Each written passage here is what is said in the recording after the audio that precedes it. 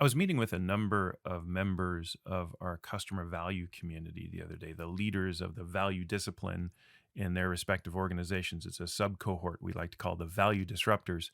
And we were talking about the value discipline and how to engage in customers in better, more effective, value based conversations.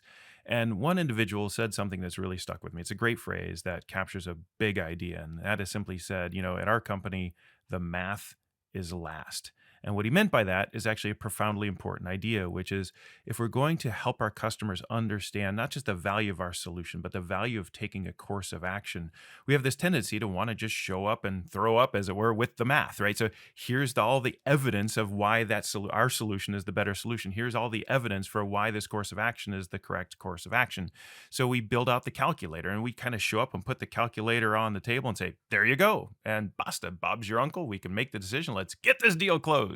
But in fact, as I've talked about in other videos, the key to making this work isn't just to show up with some really compelling numbers, is to actually ensure that customer stakeholders are aligned on what they're even trying to do in the first place. Make sure that they as a buying group agree on objectives and tactics and metrics and targets and timelines such that the value calculation is a result of their agreement across those five dimensions. Not as the value calculation isn't a way to generate agreement across those five dimensions. It is an output of those agreement across those five dimensions.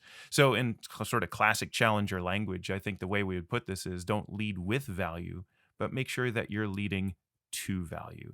And I think if you engage customers at one stakeholder at a time or collectively, but ultimately we have to build is their connection to each other around objectives, tactics, metrics, targets, timelines, such that when you put that calculator on the table, that calculator has, or that calculation, I should say, has context, it has meaning, it has relevance. Make sure that when you sell to your customers, you have the math, but make the math last.